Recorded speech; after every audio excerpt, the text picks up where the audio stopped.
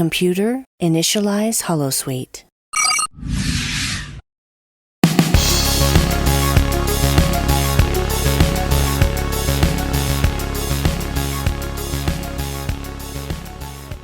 Welcome to the Sci-Fi Feminist. Welcome to the next episode.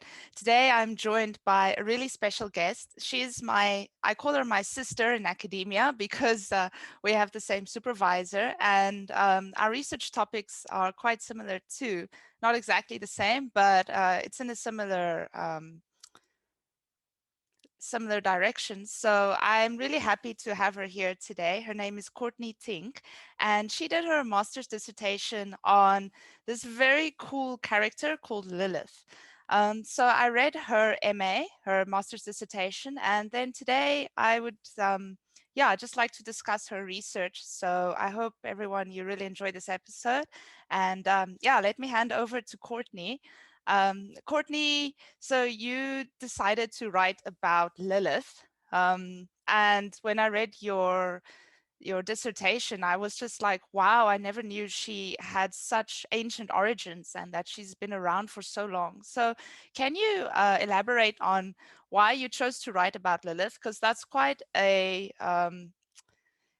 spend 2 years of your life writing about one thing is quite a lot of dedication. So why choose her? And can you give some background on the character and her origins, or not really the character, the archetype of Lilith?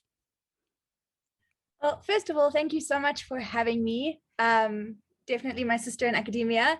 And I always appreciate Janine. She's like my big sister because she's much smarter than me and is doing her PhD and is just incredible in general. So Lilith, I came across Lilith during True Blood, the series. And she was a very strange character. She was covered from head to toe in blood. And she was just this very ambiguous but strong kind of character. And she played a very large role in the series without having to be present often.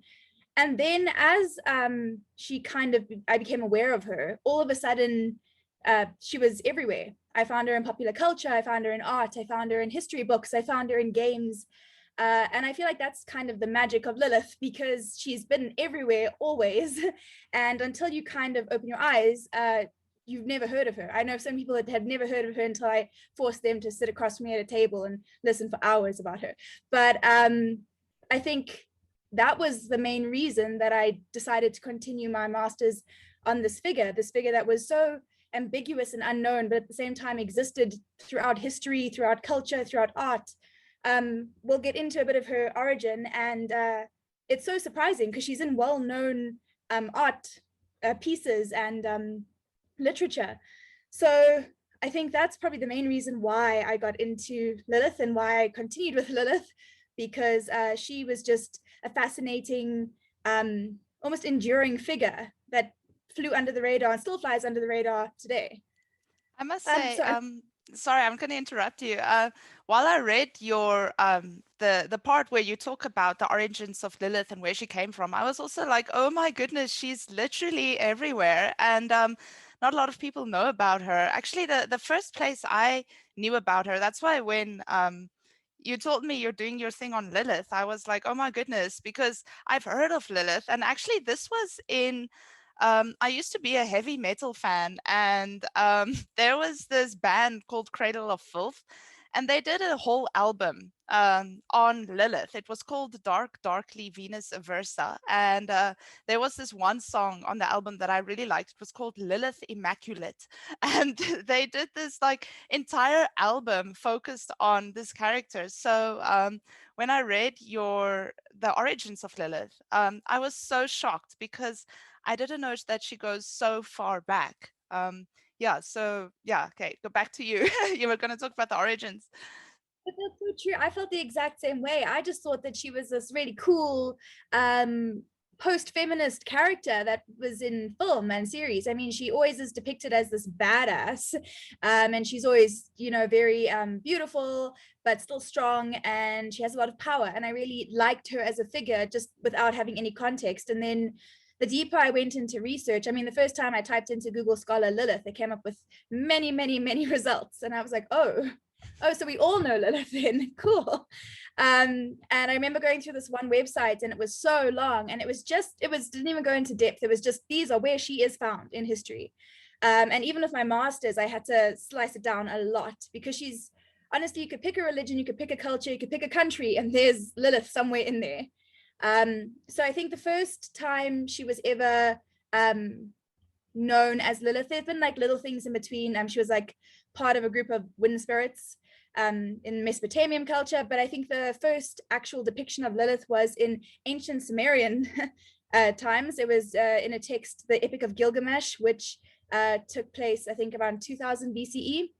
And Lilith was this lowly kind of just demon creature. And the whole story was, there was this goddess, Inanna, and she wanted to build a throne, and she found this beautiful tree, and she waited 10 years and she cultivated it. And when it came time to make her throne, she found out that a dragon had made its nest at the bottom, and the zoo bird had made its nest at the top, and Lilith was living in the tree itself. So Gilgamesh, being epic as he is, he slayed the dragon, and that caused the zoo bird and her offspring to fly away, and for Lilith to flee to the desert. And that's very interesting, because it ties together with a couple other origins of Lilith. Because once you start kind of digging into Lilith, a lot of her stories that kind of intertwine are interesting, because they don't necessarily have cultural ties together. So this was in Sumerian times, and then this was the first real depiction of a character called Lilith.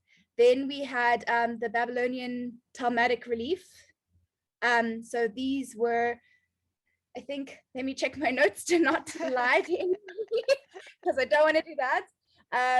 But they were, turning the page, from the 1800 to 1800 to 1750 BCE. And basically it was this relief that depicted, it's like a statue in a relief, sorry, you can cut that out.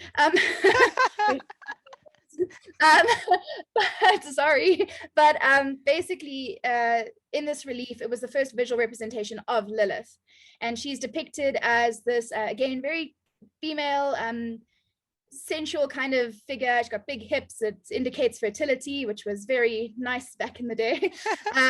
Good thing to have.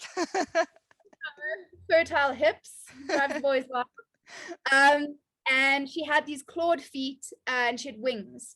And these anthropomorphic features are so interesting, because they already start to depict this storyline of a supernatural or kind of ambiguous definition for Lilith. But she was also depicted with I think it was a hook, and I have it here as well. It was, sorry, a ring and rod. And the ring and rod basically signified that she was at an elevated presence. However, because she was depicted with owls and lions are predators, and owls kind of signify the night, that also cements her otherness. And this depiction was very important, because a lot of the iconographical elements that we take when depicting or defining Lilith, we actually take from this relief. For example, Maleficent, in 2014, she's got her horns, and she's got wings, and she actually has a lot of anthropomorphic features that mirror this depiction of Lilith. So it's very... Yeah, sorry, I'm going to interrupt you again. What I found interesting about your discussion on where Lilith appears, not as Lilith herself, but some of these characteristics of her, like the anthropomorphic features, actually are mimicked in lots of other supernatural characters, like Maleficent. And I think you also mentioned the three witches from American Horror Story, Covenant? Yeah. Yeah, and I wanted to ask you, can you maybe say that, was she like the first ever witch, like the archetype from which all the representations of witches are taken from?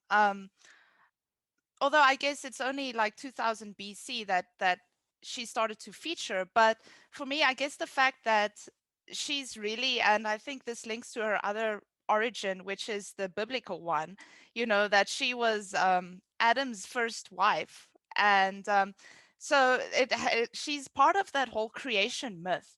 So for me, I was thinking as I read that, especially the biblical or the Jewish Christian account of her, um, I was thinking, could we say that she was like the original feminist and also the original witch from which all these other ones that we see today are kind of drawing from? I don't know what you think about that. I love that idea. I really, really love that idea because I do think that she has a lot of concepts surrounding her, defying really patriarchal structures. And when you take down, when you take witchcraft apart, and specifically the stigma attached to it in contemporary depictions, it's always, I did my master's on Sabrina, and that's a good example. They follow the Dark Lord or the devil, and it's this idea of completely refuting God and choosing darkness and earth magic and things like that. And I think Lilith would have been, if not the first, at least one of the seminal masterminds behind the depiction that continues, because I do think that I feel like she's a blueprint for a lot of different archetypes. I think you could argue she's the blueprint for the first feminist. Well, one of, I don't want to say the dangerous words in academia. Yeah, it can't say something is or it isn't. It's always, it might be. Yeah. According to, but I think one could maybe think possibly that she could have considered a blueprint for the first feminist. I know Michelle Oshtro, she argues that quite prominently in her readings. She also, I think, could be considered one of the first blueprints for the femme fatale, because she is this dangerous, sexy vixen who is out there to destroy men. And that is a continuous image that comes up again and again and again with Lilith. And I do think she could be seen as one of the archetypes of the witch, the figure itself. So what I find so interesting about her is this continuous link with her and nature. It's interesting that her original, like the first account of her was that she was kind of what's like part of a tree. And also the whole idea that she can turn into an owl and that she has claws. And in feminism, there's this like big debate about women and nature. Equating women with nature is problematic because of the binaries of nature, culture, nature and civilization. But interestingly, it seems like the fact that she's paired with nature always goes back to this type of natural relationship with the earth is part of what makes her empowering. I don't know what you think about that. I think, so my favorite thing about Lilith is that she takes concepts that should be problematic and gives them a new kind of meaning. So with nature, there is a painting by Dante Gabriel Rossetti, Lady Lilith. It's from, I think, 1866 to 68, if I'm correct. Don't quote me on that. But he was part of the pre-Raphaelite Brotherhood. And what was so fascinating about it is he paints this figure, Lady Lilith, and she's got golden, beautiful, like auburn hair. And she is in this weird liminal painting because you've got fixtures that are meant to be in a house, like a lamp and an end table. But then when you look at the reflection in the mirror, she's in a forest. And she's surrounded by all of these very poisonous flowers. And I think that's the magic of Lilith, because yes, she may be part of nature, but she still emulates strength and power. So yes, she may be the almost typical lady in nature, but she's also a very terrifying owl with vicious claws, or she has the power to outfly, the original patriarchal man himself, Adam. So I think that's what's so interesting about her, and I do think her tie to nature is never seen as a negative aspect, but rather a strength. Yeah, I also got that feeling. And then another interesting thing about her, I guess I'm always interested in this. I don't know why. The idea of Lilith as a mother. I think it's so interesting that she's not allowed to have biological children because she's cursed by God, I think. But she has like hundreds of demon children.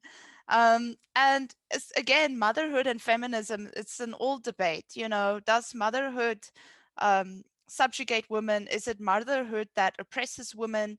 And I've kind of argued that maybe biological motherhood might, in terms if it's done in the nuclear family structure.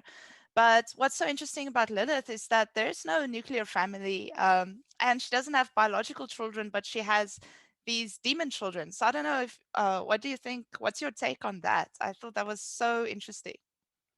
So let me also just quickly say the biblical origin of Lilith for those who are very lost but should know about Lilith by now. But basically Lilith was the first wife of Adam, and she was made at the exact same time as Adam, from the exact same clay as Adam, and she was number one. And basically Adam tried to dominate her. The subtext is sexually. And she was like, no, thanks, we are equal. And he was very arrogant about it. And he kept saying to her, we're not equal. And she said, we're made at the exact same time, exact same place we are. And eventually she got tired of him, and she uttered the tetragrammation, which is God's ineffable name. And she flew away from Eden. And the big debate around that is, did she have the capacity to fly from the beginning? Or in uttering God's true name, did she gain this almost abject ability of flight, thus beginning her anthropomorphic journey? And Adam was very upset about this, and also could not catch her as he could not fly. And God eventually made Eve from Adam's rib. And that is why there is a discrepancy in Genesis, because I think it's in Genesis 1:27 or 1:22, it's discussed how God made man and woman at the same time. He makes them at the same time. It's written much better than I'm explaining it. And then I think it is, I have it here, in 2:18. Then there's a whole long passage about how God puts Adam to sleep after he's named everything, and he takes Adam's rib and he makes Eve.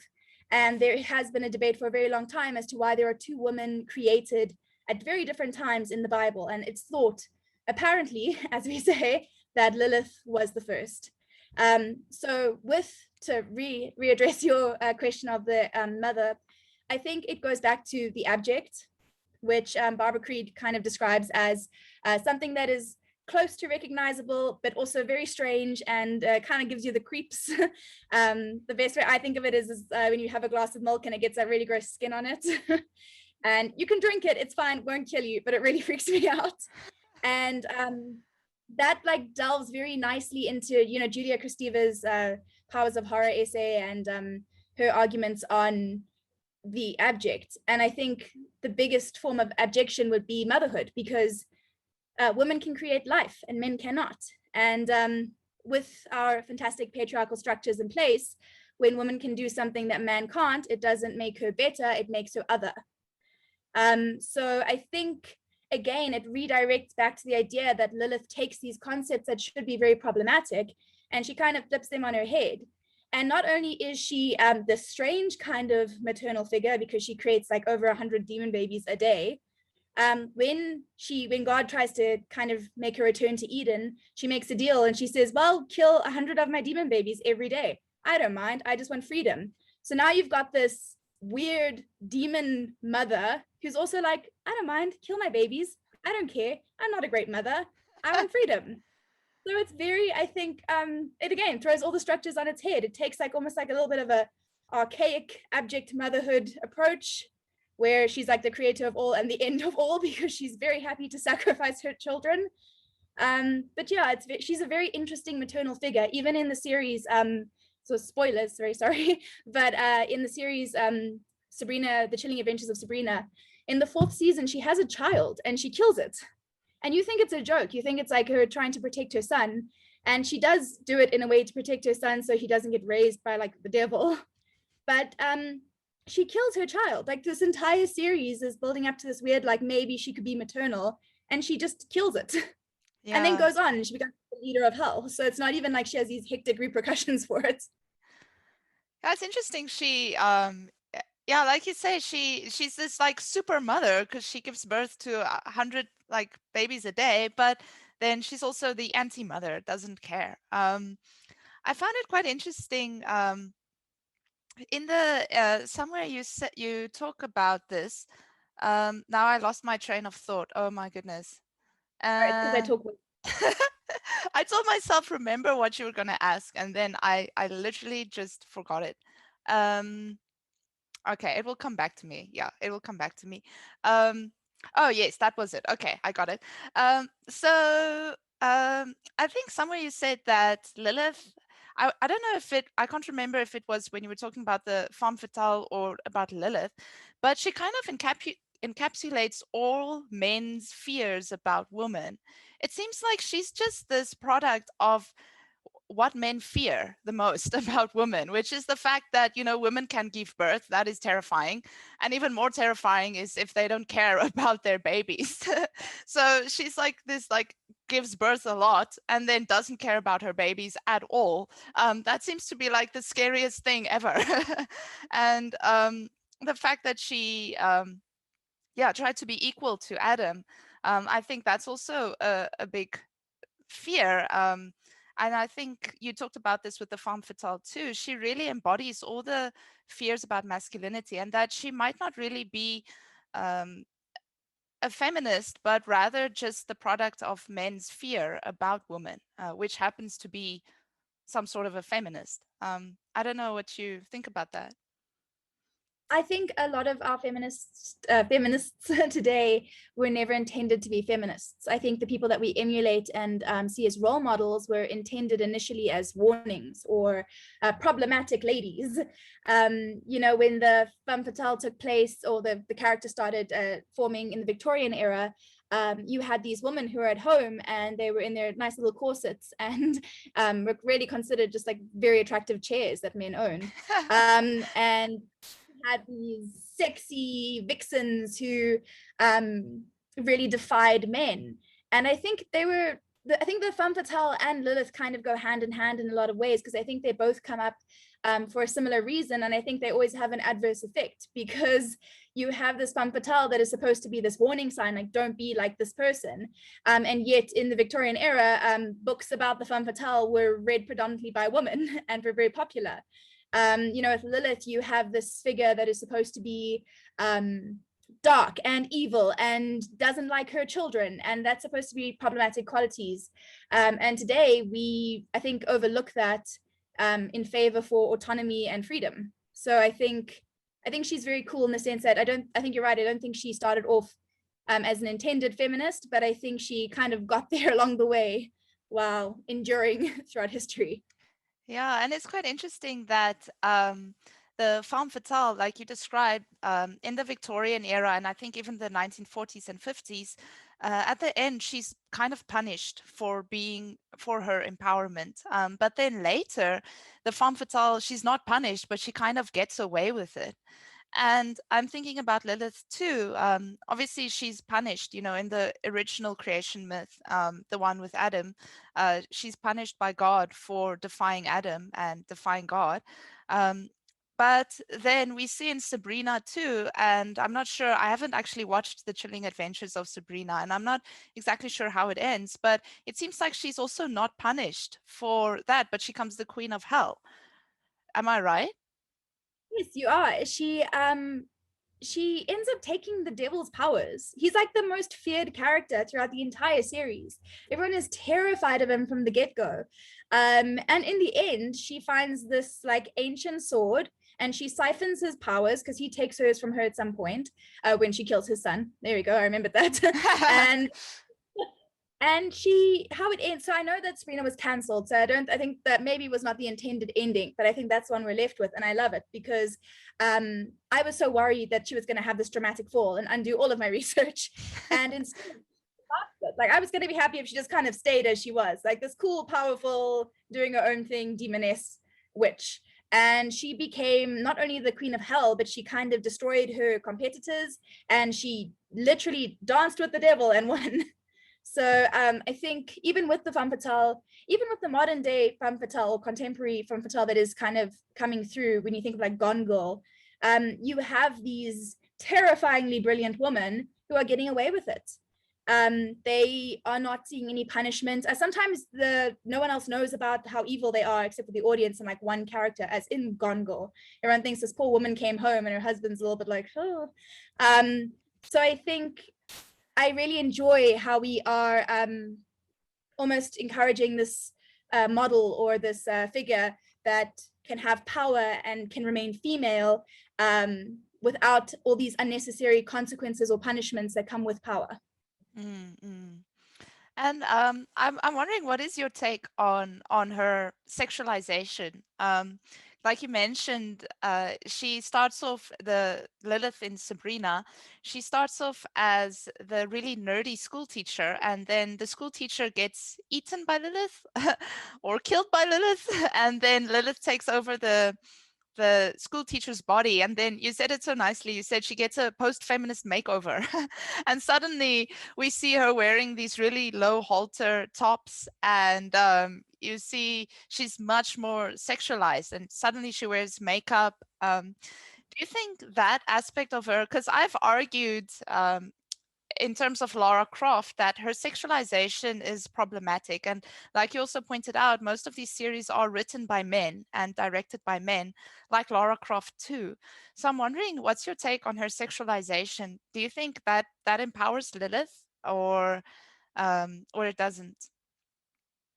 I think post-feminism is always a red flag, regardless of how you look at it. I'm glad we agree on that. Me too. It is a very problematic movement in terms of it tries to overlook a lot of issues that need to be dealt with, and it tries to prettify everything and make it consumable, and then kind of argues that now we're feminists, we did it, we bought the purse and we're wearing the lipstick.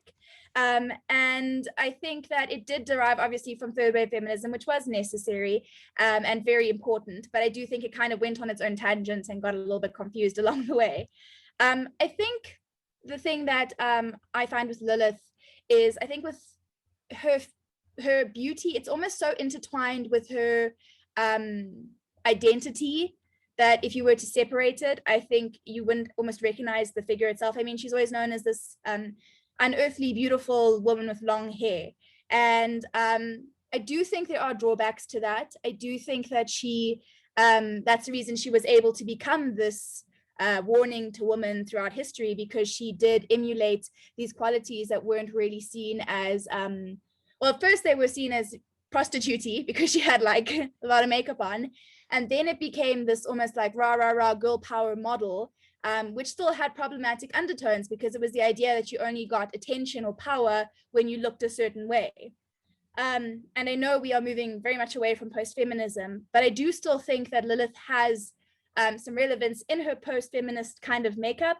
There's a wonderful article, I think it's written by Nunnally or Gitter, I don't know 100%, but it's again back to Lady Lilith by Rossetti. And basically the argument is that the figure is so uninterested in the male gaze that she almost refutes it. So in her immense beauty, she isn't there to be looked at. It's not Laura Mulvey's male gaze in that sense. And she is still going to be looked at, but she's almost insulting to men because she's so enamored with her own vision that she kind of surpasses the male gaze, and in a weird way challenges it because it doesn't mean anything to her. And I feel like Lilith's beauty encapsulates a little bit of that still. I think she's maintained this beauty throughout her invention itself, let's say. So I do think there are definite drawbacks, to answer your question in a very long way. But I also think that there is some value in her beauty. And I do think that a lot of the time, I think it's almost like a return to the fact that she was a warning that now stands as a role model, maybe, if that makes sense. Yeah, definitely. Yeah. And I was also thinking, because beauty seems something that, from the very beginning, this is one of her defining characteristics. So taking that away might then make her something else, and not Lilith, but maybe something different. And I guess that was my big question for you. And this is, I quote from what you wrote. You said, owing to her character as both liminal and ambiguous, Lilith has become an archetype for the changing roles of women. And you can really see that, the way the femme fatale changes, and then the way that Lilith also changes. But then I was thinking, because I've argued that we are definitely moving away from this post-feminist idea of femininity and idea of what empowerment is, because these days we see heroines that are much less sexualized and that aren't so obsessed with beauty, and especially the idea of entitled femininity, you know, being able to buy your own beauty, or buy into this idea of what it means to be beautiful as a Western woman in the 21st century. So I was thinking, do you think we would ever see the same type of evolution of Lilith as we see in Lara Croft, from this whole post-feminist ideal to a character that is much more androgynous, much less feminine, considering the fact that beauty is such an important part of Lilith? Do you think that we will see her change as well? I think if we were to see her change, it would not be in an androgynous move. I think she would. This is just me, myself, and I, so it can be refuted entirely. But I see a move towards the female grotesque taking place. You know, this mass. I mean, I think the Cruella de Vil film that's coming out is going to be a very nice marker for that. It's the idea of, you know, insanity for the sake of insanity. Like, I don't think you can make a woman who skins puppies a nice, happy lady. So I look forward to that film. And I think if Lilith were to make a move that was less sexualized, I think it would be towards almost like the pantomime hysteria of the female grotesque, and the freedom that does come with that, almost in a liminal kind of manner. I don't think she would ever have an androgynous phase, due to the fact that we're here now in 2021 and she's existed for many, many, many years, and we still haven't seen a version of her that is mildly androgynous, or even really different. You know, we've never seen a blonde Lilith, or a short Lilith, or a Lilith of color. You know, we've always just kind of seen this westernized white, let's be honest, Lilith with long black hair or red hair, who is very much sexualized and very tight clothing continuously. So I unfortunately don't think she'll make a move towards this post-feminist stage we're going through, but I do think she'll still have value, as she does have radical undertones, and she does have different aspects about her that are very, I want to say, like freeing. But yes, I don't think she will be like our beloved Lara Croft, unfortunately. It's really interesting that you mention her hair color, and I find this fascinating. Why black hair and red hair, and why is her hair always long? There is this, of course, this long history of feminism and hair, or femininity and hair. We see, for example, in Aliens, the tougher Ripley becomes, the shorter her hair goes. And we see that for Captain Janeway too, and Sarah Connor even as well. Many heroines, you know, hair is such a defining characteristic for women. So I was wondering what you think. What is the significance of not only her long hair, but the hair color? What does that mean for her? And why is it so? I mean, it's amazing that for 6,000 years, or I don't know how many thousand years, she's always had black hair or red hair. I mean, that's got to be something. I agree entirely. I think one of the biggest things is Lilith is essentially the binary to Eve. You know, Eve is, I mean, in some arguments, Eve is also a temptress and a femme fatale, and I think that's fantastic, because I love how we then have a different kind of binary taking place within a trope.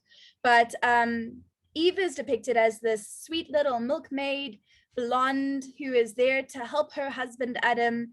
And I think in direct contrast, you have this very abject, kind of creaturey, very, very pale skin, very dark hair, that counters this image. And I think initially that was created as this warning to don't be like this, be like this. And I think it just continued thereafter. But I think what is interesting is her hair is always long. Elizabeth Gitter makes this argument where she says if a woman is good or depicted as good, her hair has an aura about it, and it's golden and glistening and glowing. And if a woman is evil, then her hair becomes this like glittering snare. And Rossetti, who painted Lady Lilith, I know I keep going back to him, but he was quite seminal in just the arguments of Lady Lilith, I mean of Lilith in general, sorry. He wrote a poem that accompanied his artwork, and it was basically around Lilith's hair and how it, you know, strangled men and ensnared them. And I think her hair is almost as much her identity as Lilith is. You know, you see this figure, as you mentioned, sometimes we don't just see Lilith as Lilith. Sometimes we see iconographical images surrounding Lilith. And the long hair is definitely one aspect of that. So I think it almost started off as don't have this kind of unkempt long hair that you can't, you know, tie up and hide and be shameful of. And then I think it just went from there into this like dangerous kind of snare, as it's described many times. It's interesting. I'm just thinking of Medusa as you're talking about Lilith, you know, the hair made of snakes, and then the hair that when you look at it, you know, men freeze. And then I saw recently that even Medusa, you know, people are saying, you know, she's actually a feminist character. Medusa is a feminist too. And they're all of these kind of monster women that that scare men, and that kind of embodies all of men's fears, which I think is just really fascinating. Yeah, no, the hair is really interesting. I just lost my train of thought again as I was thinking about what else I wanted to ask you about her. The other day I read something about Medusa that said everyone thought that her hair was a curse because obviously, you know, it was given to her by Athena after she was, I think, was raped by Poseidon, and then Medusa threw herself on the stairs of Athena's temple and, you know, asked for help, and then Athena gave her this like snake power, and for many years she was seen as a curse. It was seen as a problem. But if you flipped it, never ever ever again would a man be able to hurt Medusa. So she like contained this power to not only ignore the male gaze directly in a physical metaphor, but she had the ability to kind of completely destroy it. And I think that that's actually a very beautiful kind of turn on a character that I think was wronged for a very long time. And I like how we're refiguring all of these characters that really just got a bad rip, let's just say. It's amazing. I'm thinking about Maleficent too, you know, a character that's been hated for so long, and suddenly they give her this reboot, and we see that actually Maleficent is not evil because she's just a bad person, or she's just a witch, and she's just an older woman that hates babies, but she's actually bad because of patriarchy, because this guy betrayed her, and that is what makes her bad. And I'm so interested to see what they're going to do with Cruella. You know, I find it fascinating that now we are seeing these stories of female villains, and they are placing the focus on their stories and their origins, and they're not only you know, focusing on them, but they're also giving them these stories that are much more nuanced and that are much more sympathetic. Like the Medusa narrative too, it's much more sympathetic towards women. And I think that's really fascinating and profound, and I think it's really important. And I think it shows the current state of feminism too. I was really moved by the Maleficent movie. I really loved it because, you know, such a wronged character is finally given the redemption. Yeah, it's really great. I did my honors on Maleficent, so obviously it means I can never watch the movie again because I've watched it so many times. But I never do anything on academia that you love. But Yeah. but I think the biggest thing for me was when you go back to Maleficent's original story, where it's just witches, every time her anger is so unjustified. I mean, one of the times she curses the baby because she didn't get like a party favor at the banquet, and it's so ridiculous, like this almost continuation of hysteria that they try and embed in like the female narrative or woman's narrative. And I really loved that you had this figure that also was unapologetically a villain to an extent. You know, she is an anti-hero, but at the same time, I did like that we got a proper backstory, because with a lot of male villains, you have sympathy and you understand, but you still respect them as a villain. Like they're still a problematic figure. And I like how we're not trying to rescue every single villain and make them like this lovely, kind person. I think I like that we have this space where women can be evil with a justified means. It's not just like, I'm, you know, crazy today because it's a Tuesday.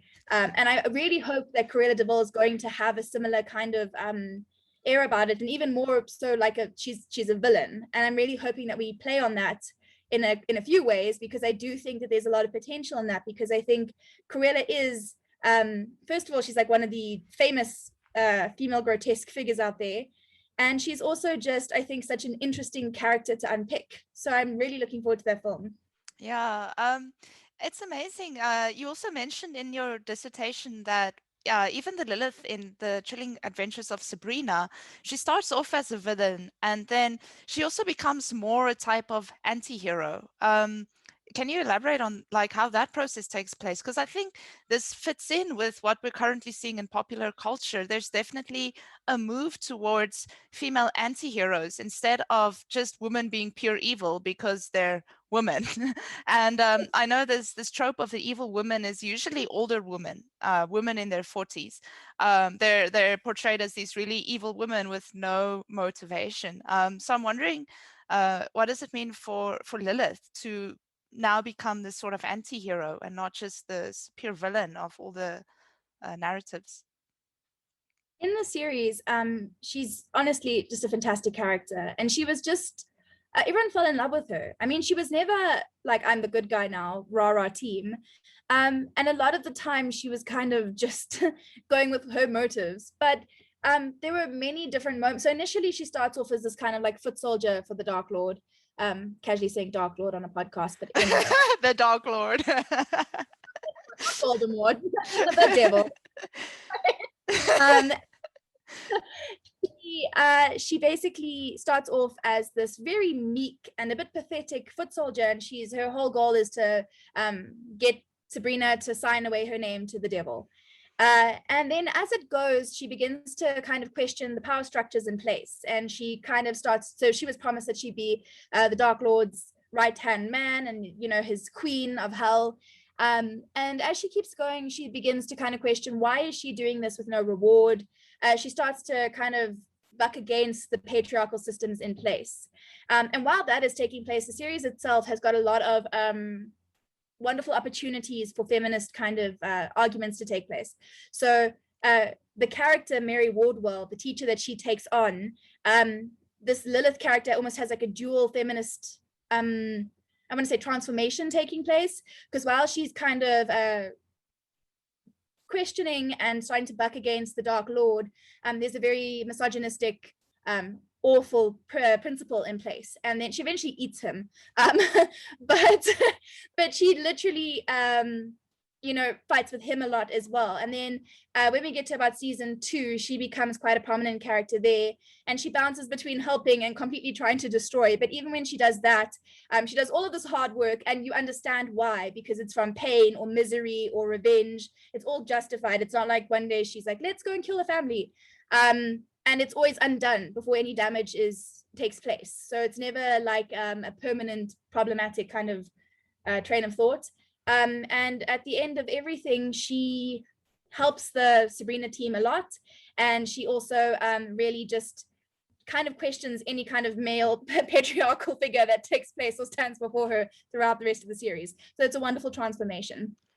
Also, it's really amazing that we also see women helping other women, usually women are always like pitted against each other, in the original Maleficent story too, you have the pretty young princess who's pitted against Maleficent, but now at the end, the true love's first kiss is actually Maleficent's maternal kiss for the princess. And like, as you say, now Lilith helps Team Sabrina. And I saw this in a few, unfortunately in the second Maleficent movie, I didn't like it that much, because once again, they're putting two powerful women against each other. But I really like this idea that finally we start to see women working together too. And I think this is an age-old trope, like two beautiful women are like, they can't be friends. And I don't know why. Yeah, it's just ridiculous. And obviously, I've been doing more research on Star Trek, but there's this Star Trek character too, Emperor Georgiou. So she's from the Mirror Universe. And then she literally, I quote, she says, I am extremely wicked, even for a Terran. So the Terrans are like the bad version of all the it's a parallel universe. They're like the bad version of us, everyone in the normal universe. So she's like, I'm the worst of the worst. But at the end of the day, she also turns out to be like the biggest good guy in the series. And she also works together with other female characters, and she actually helps them. So I think that's really fascinating, and I think it's really good to see. And I think after the Cruella movie, we should talk again. I think we'll have a lot to discuss. I'm really curious to see what they're going to do with Cruella, if they're going to give her the Maleficent treatment or give her some motivation for how evil she is. I think they might. I also think so. And I think from what I can see, I think Cruella may also be addressing almost the taboo mental illness kind of discussion that people don't really like to bring into Disney films or really any kind of film with heroes and things like that. So I am very excited for that. But I do agree that I think I love seeing a villain have a redemption arc more than I enjoy seeing a hero kind of just evolve a little bit more these days. And Lilith even has a moment in the series where they do this play, and the play is very similar to the Alphabet of Ben Sira, the religious origin story. And it's questioned. I mean, Sabrina even says, like, why would she go through all of this? Lilith heals the Dark Lord's wounds and promises to be his foot soldier if he promises to make her queen. And throughout the series, this is questioned and it's unpacked by the characters. And I love that because it wasn't left for us to unpack. They also were like, why would you do this? And Lilith even says, she's like, promises were made and that's all I knew at the time. And I love the idea of having a character that has problematic qualities that then has the capacity to evolve beyond them. Because I think all of us have opinions and all of us have ideas that need tweaking and evolution. And I like that we're seeing it in series as well, in film. Mm-hmm. I also, you also mentioned one quote that Lilith said. She said, "This is all I know." I can't remember what that was about, but I think it was also Sabrina asking her, why are you like this, or why do you keep helping the Dark Lord? And she says, it's all I know. This is what I know, and I think that really says a lot about internalized patriarchy too.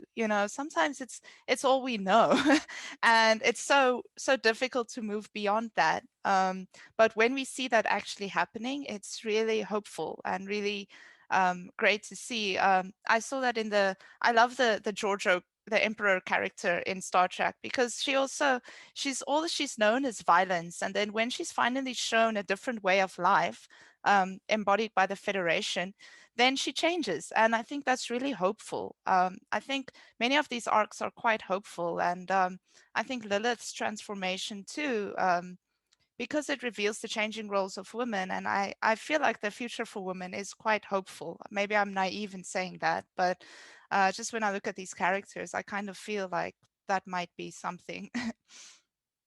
I agree. I feel like sometimes as feminists, it feels like you're screaming against a brick wall. And then you see these little things and these little changes, and you hear little conversations around you, and you see these characters who have hope and potential. And then it does feel like, yeah, I'm screaming, but maybe the bricks, maybe, just maybe, they're starting to move a little bit. And I think that's the biggest thing. And I love Lilith, so I'm always a bit biased because I think she's such a fantastic and interesting figure, as you do with your Lara. But I think we choose these women because that they are so strong and unapologetic and interesting. And I think they came about in a time where we didn't have a lot of strong and unapologetic and interesting women. And I really love how they're among many comrades now, as opposed to being the few standing up. I mean, there are problems with Lilith. She's supernatural, which always, it kind of insinuates that to be the strong, powerful woman, you have to have an otherness about you. And there are many problematic factors, but the fact that we are moving towards something is promising. Yeah, no, definitely about Lara Croft too, and Emperor Giorgio. I think there will always be things that are problematic or that could potentially be problematic. And like you say, I was also told by our beloved supervisor that I think Lara is the bee's knees, I quote. And that time I was like, what? No, I don't. But then I actually do. So we definitely have our biases, and definitely there are things that are problematic. But I choose, or I like like to look, or I like to prefer to focus on the positive aspects of them, what the potential they have. Yeah. They are reclaimed from patriarchal systems. They are going to come with a bit of baggage and a bit of dirt to dust off. I But totally agree. Yeah. I also got, if it helps, I got Lilith is not real. Please stop referring to her like she is. Yeah. I got that. Yeah, she might have mentioned something like that to me too, about Captain Janeway. Yeah, because I went through a phase where I was like, this person exists, and they don't. But I think they become so real to us, and I think that's the power of popular culture. These characters have the ability to move beyond the screen, and they actually become real people for us, even if it's just in our imagination. And it's really great to have these types of really empowering characters to look up to. Or maybe not empowering characters, but for us they are. Or for us, there's always something that we see in them that we feel like, oh, that really talks to me. And I feel like if that empowers you, then that's good, or that makes you feel empowered. It's good. It's especially once you are recognizing the limitations. But I do agree, and I think Lilith still has a lot of potential. She's going, there's a film coming out, I think it's in a couple, I don't even know when it is. I don't know why I made it sound like I know the date. But it's Borderlands. It's based on a video game, and she's a protagonist in it, and I'm really looking forward to seeing that. Seeing her not, I mean, I don't know, she could be an awful protagonist. She could be a protagonist turned villain. I don't know anything about the game, but it was promising. And Cate Blanchett is playing her, and Cate Blanchett played Hela in, I know, right? I love Cate Blanchett. She's like oh my goodness, I think the most beautiful woman in the world, literally. I agree. She's everything she does is amazing and just professional, but also still whimsical. She's incredible. She's incredible. So I was so glad that. I was like, yay, she's looking after Lilith well, because obviously Lilith is a person, and I must speak of her as such. Yeah, Cate Blanchett better not kill your beloved Lilith. Yeah, I'm also excited for that movie. I played the video game a little bit, not a lot, so I actually also don't know too much about Lilith, but I'm sure Cate Blanchett will do her justice. I know she would. And it's interesting because Cate Blanchett is blonde. I wonder if they're going to change her hair color. In the game, she has red hair, like all the other Liliths ever, so they might do that. But yeah, do you have any other comments that you wanted to make about Lilith, or? I think it's just that whoever is listening to this, you will now see Lilith everywhere. She will be in everything. She'll be in music and films and probably board games. I don't know, I haven't found one yet, but I'm sure she's somewhere. And history and culture. And I think that there are so many other female enduring characters like that, and I think we all need to keep an eye out for them and to bring them to the surface. And I think that's just what Lilith taught me. Yeah, it's amazing. Yeah.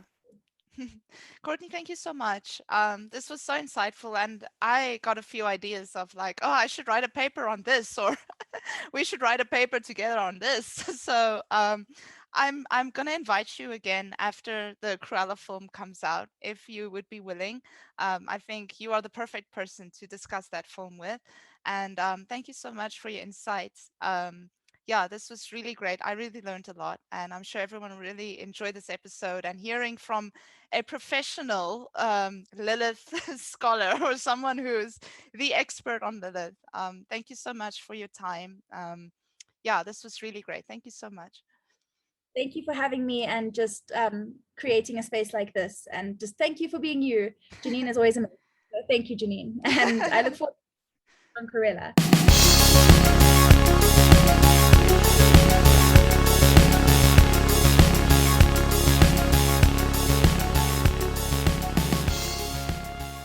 This show is brought to you by Holosuite Media.